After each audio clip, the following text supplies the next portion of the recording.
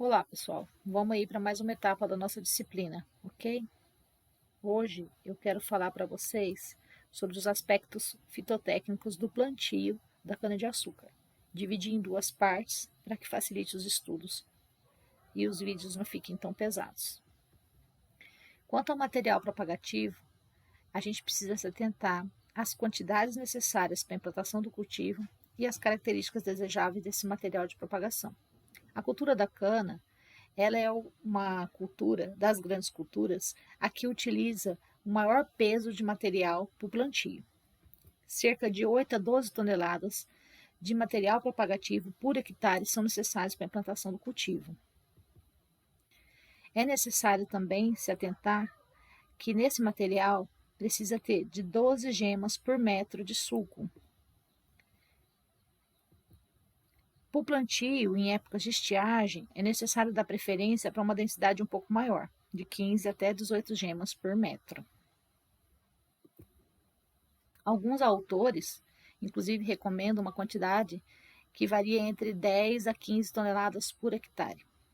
Quando a época de plantio é adequada e a qualidade de muda é excelente, a gente pode optar por quantidade de mudas menores, né?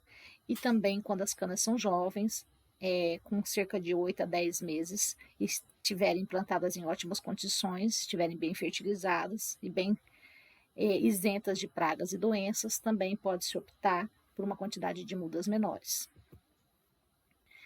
Anualmente, cerca de 1,5 milhão de hectares são cultivados em todo o centro-sul do país. E há uma necessidade enorme da renovação dessa cultura.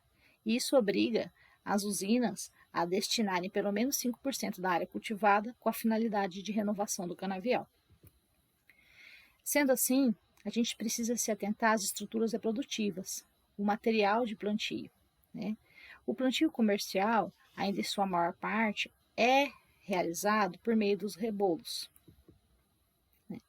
Então, aqui a gente tem uma imagem que mostra, né, um material propagativo da cana-de-açúcar, né, onde a gente consegue ver a gema de brotação. O rebolo ideal para o plantio é aquele que está sem os nós rachados, com os entrenós intactos, que tem mais de uma gema, que não estão danificados, que tem que ter um tamanho ideal ou inferior a 45 centímetros. Ressalta-se ainda que essas estruturas reprodutivas, né, elas têm um processo de brotação que é característico da planta, né? Então, independente de qualquer coisa, essa é uma característica intrínseca à cana-de-açúcar. Mas diversos aspectos externos precisam ser considerados, como a época de plantio, a caracterização do ambiente de produção, a análise físico-química do solo, a sistematização dos talhões e o preparo do solo, porque elas vão influenciar, né, no bom desenvolvimento do cultivo e na uniformidade desse plantio. O que é a sistematização do terreno? Para a implantação de um canavial, deve-se fazer inicialmente o planejamento da área. Realize-se um levantamento topográfico. Lá no local do plantio é feito um trabalho de engenharia, que é conhecido como sistematização do terreno, onde divide-se essa área em talhão e coloca-se os carreadores principais e secundários já alocados. Atualmente, busca-se obter talhões com planos, mantendo linhas de cana com grande comprimento para evitar a manobra das máquinas e assim otimiza as operações mecanizadas. Em geral, os talhões são subdivididos quanto à topografia, a homogeneidade do solo e apresentam em média de 10 a 20 hectares. Os princípios de conservação do solo e a execução de terraços também têm que orientar todo esse planejamento de sistematização do terreno. Antes do plantio, é necessário também planejar o plantio das mudas e buscar um mercado fornecedor desse material propagativo idôneo. As estruturas reprodutivas, quanto aos aspectos externos, precisa ser considerado o espaçamento entre linhas, né, a distribuição das mudas nos sulcos, a densidade do plantio, como vai ser feito o seccionamento das mudas e depois a cobertura da terra sobre esses rebolos, e, se for o caso, a necessidade de recobrição. Bom, vou falar agora sobre umas considerações gerais. Tanto para a cana-planta quanto para a cana-soca, o ponto máximo de vegetação ocorre anualmente em dezembro. Então, nessa época, os fatores como luz, comprimento do dia, associado a outros fatores hidrotérmicos, mostra a importância na produção da cana. Não, para aproveitar todo esse potencial, que é essa melhor época de vegetação, é necessário que o sistema radicular da touceira esteja bem desenvolvido e que haja aí de 12 a 14 folhas em pleno desenvolvimento. A planta tem as suas épocas de plantio, né? Então, nas condições de clima aqui no centro-sul do Brasil, efetua-se principalmente o plantio em duas épocas distintas. A primeira época, de setembro a novembro, no início da estação chuvosa e quente, e nessas condições, a cana-de-açúcar tem um ciclo de duração de 12 meses, que é denominada popularmente de cana-ano. A segunda época, aqui na região centro-sul, o plantio é realizado no período de janeiro até abril, início de abril, no meio da estação chuvosa e quente, né, em direção ao outono. Alguns produtores, e inclusive, fazem o prolongamento desse plantio até o mês de maio. A escolha adequada do plantio é fundamental para o desenvolvimento da cultura, que necessita de condições climáticas ideais para desenvolver e acumular o açúcar. O crescimento da cana necessita de uma alta disponibilidade de água, de temperaturas elevadas e de um alto índice de radiação solar. Dessa forma, a cultura pode ser plantada em 3 épocas diferentes: o sistema de ano e meio, o sistema de ano e o sistema de plantio de inverno. Os principais aspectos a serem considerados na época de plantio é a temperatura média do ar, a precipitação pluviométrica, o favorecimento da maturação.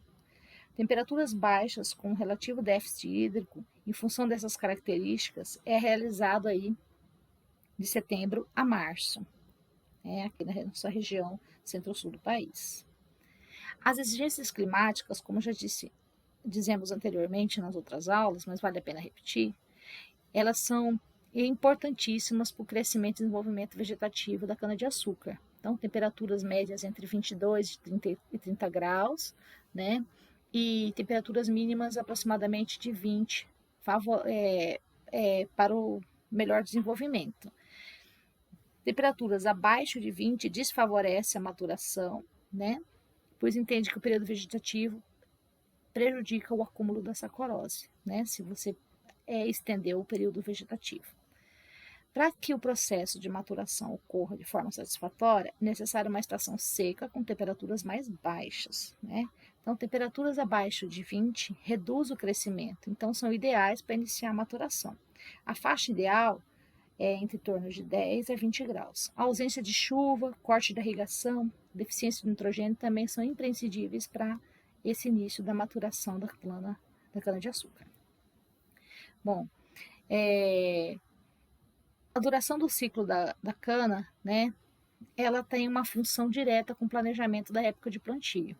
Então, a gente tem uma cana de ano e meio, que ela tem um ciclo que dura de 14 a 22 meses.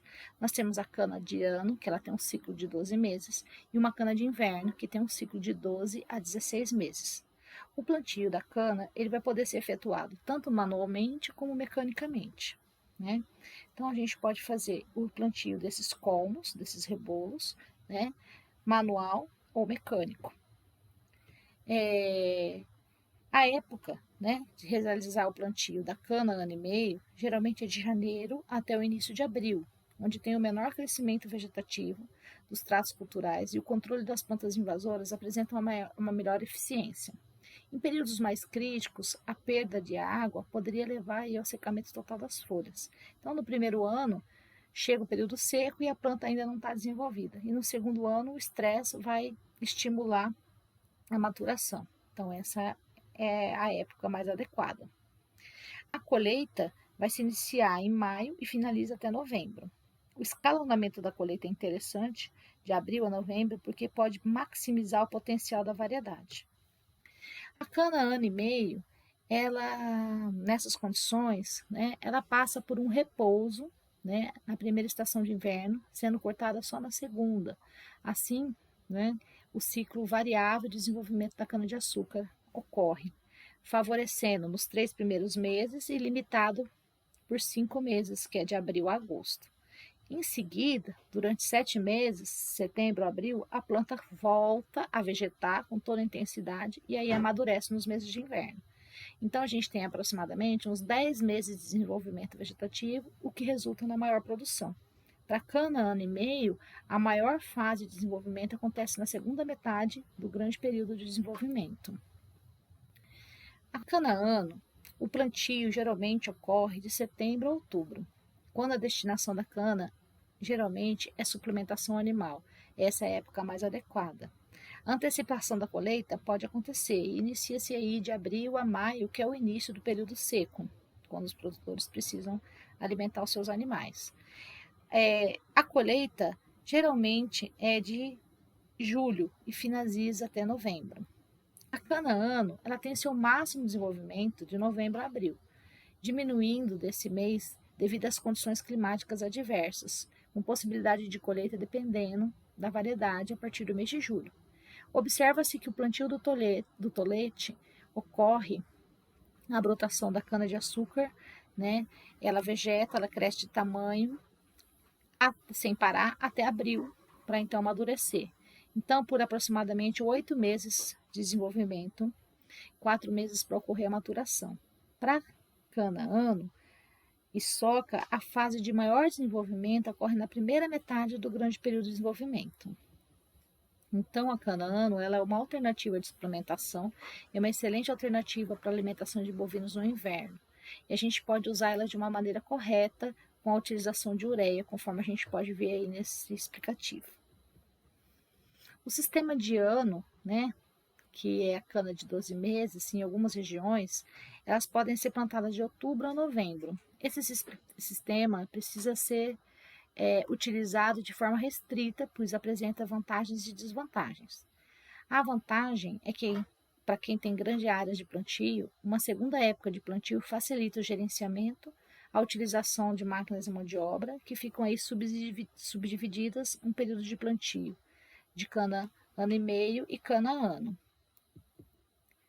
O sistema de ano, que é a cana de 12 meses, apresenta algumas desvantagens, que é a menor produtividade que a cana de 18 meses, uma vez que a cana ano tem apenas 7 ou 8 meses de crescimento efetivo.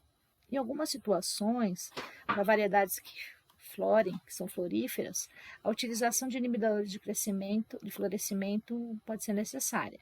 O preparo do solo para o plantio da cana-ano pode ser dificultado, porque tem pouco tempo entre preparo, incorporação de calcário, entre outros corretivos. Logo após a colheita anterior, é necessário arrancar as soqueiras para um novo plantio. Então, com o início da estação chuvosa, ocorre poucos dias úteis para essas operações e a área de plantio for muito grande, é necessária uma elevada quantidade de mão de obra nesse período. Já a cana de inverno, o plantio é de maio a agosto e a colheita inicia-se em junho. Em virtude, né, desse plantio ser nessa época do período seco, requer um sistema de irrigação. Como alternativa para a suplementação hídrica, né, tem sido proposta a utilização dos subprodutos da própria cana, como a torta de filtro e a vinhaça. O plantio de inverno, com o uso de torta de filtro, né, que contém cerca de até 80% de umidade, aplicado no suco de plantio, é possível plantar a cana de açúcar no período de estiagem. E a torta oferece a umidade necessária para a brotação, e se ainda ela for feita com fertirrigação, com a vinhaça, ou mesmo na irrigação, o plantio pode ocorrer praticamente o ano todo.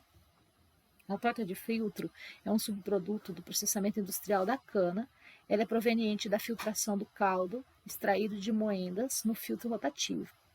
Constitui aí de 1,2 a 1,8% de fósforo e tem cerca de 70% de umidade. Por apresentar altos teores de proteína, ela pode ser utilizada também na alimentação animal ou ainda como adubo, inclusive na própria cana-de-açúcar. Aqui uma imagem com a torta de filtro sendo aplicada no suco de plantio. A torta de filtro ela é empregada principalmente em cana-planta, com dosagens que chegam aí até 100 toneladas por hectare de torta úmida. Uma área total pode ser aplicado de 15 a 40 toneladas por hectare, ou 40 a 60 toneladas por hectare nas entrelinhas das soqueiras, substituindo parcialmente, inclusive, a adubação fosfatada. A torta ela tem que ser priorizada em solos arenosos com baixa matéria orgânica.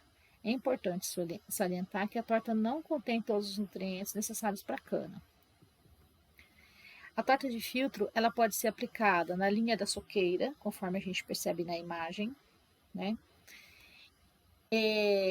Aqui eu estou trazendo para vocês uma classificação dos ciclos, né? Aqui eu tenho as safras, né, da colheita, os meses, aqui janeiro, né, de janeiro a dezembro, né? Então vocês conseguem observar a época, né, de plantio e de colheita de cada uma das canas, da cana ano e meio, da cana ano e da cana de inverno, ok? A duração do ciclo da cana, né, ela geralmente é de 12 meses. A cana ano e meio apresenta um ciclo um pouquinho maior, mais ou menos 18 meses, porque há uma freada no desenvolvimento durante o inverno. E isso ocorre, né, por ser plantado no final da estação chuvosa e quente. Aí ocorre um pico no crescimento vegetativo, que é desacelerar, e depois pelas condições ambientais de inverno. E aí, na próxima estação quente, chuvosa, a cana volta a vegetar, né? E aí a gente consegue verificar que as fases são semelhantes, né, a campo. A época de colheita da cana-ano ela é em maio. Apesar da planta não apresentar boas qualidades agronômicas, a colheita é mais facilitada, porque já começa o período de estiagem. Tem menor tombamento dos colmos. É recomendável escalonar a colheita, né, para a planta melhorar suas características agronômicas. A cana-ano tem uma vantagem, né, porque você recupera o investimento rapidamente. A brotação ocorre de forma mais rápida e aproveita-se o início da chuva quando plantado em outubro, garantindo um bom desenvolvimento da parte aérea e do sistema radicular. Porém, ela também apresenta algumas desvantagens, né? Para que vocês consigam entender um pouco melhor as diferenças entre os tipos de plantio. A desvantagem da cana-ano é que ela enfrenta o período da seca, né? Com a área foliar mais desenvolvida e muitos colmos. Por isso é muito comum que os entrenós fiquem mais curtos. Dessa forma, em solos férteis, tem que acumular a biomassa em tempo mais curto. Então, precisamos evitar variedades que floresçam e utilizar inibidor de florescimento para esse tipo de plantio. Quais são os inibidores de florescimento? Né? Nós temos aí no mercado o fluazifop-butil, né? E o etefon, glifosato, paraquat, também são muito utilizados, tá? Outra diferença, né, é que a cana-ano, a desvantagem é que o período favorável ao desenvolvimento para as plantas invasoras, né? Então, quando você planta nessa época, né, chuvosa, você vai ter mais incidência de plantas invasoras. Então, há também uma maior possibilidade de ocorrência de doenças fúngicas, como ferrugem. A cana ano e meio, ela já tem outras vantagens, né? A gente consegue fazer o escalonamento da colheita de abril a novembro e pode maximizar o potencial da variedade. Os tratos culturais com as plantas invasoras têm mais eficiência, porque o plantio é realizado de janeiro a março, então tem a vantagem de durante o inverno as sementeiras tender a diminuir, né? Que já começa o início da seca. E no primeiro ano, quando chega o período seco, a planta ainda não está muito desenvolvida. Então o estresse hídrico, né, não afeta. E no segundo ano, esse estresse hídrico, quando chegar nessa época, ele vai estimular a maturação. Bom, a cana ano e meio, a vantagem é que ela pode ultrapassar a cana ano e meio até 120 toneladas por hectare, né? Dificilmente ela não ultrapassará, não é difícil de ultrapassar 100 toneladas por hectare. Né? Costuma ser utilizado para o primeiro plantio. E a região de cerrado é recomendado de março a abril o plantio. A cana ano e meio tem uma desvantagem, ela demora mais tempo para alcançar o retorno financeiro. A cana de inverno, as vantagens é que tem a produtividade obtida, né, próxima da cana ano e meio. porém com um tempo relativamente inferior para alcançar a produção. Então, a planta fica vegetando por um período, fazendo com que ocorra um acréscimo na produtividade. A desvantagem é necessário a irrigação e suprimir a ausência de água na cultura. Para esse primeiro momento que eu tinha era isso. Qualquer coisa, estou aberto às perguntas, me procure nos grupos de WhatsApp ou mande um e-mail que eu estarei pronta para responder, ok?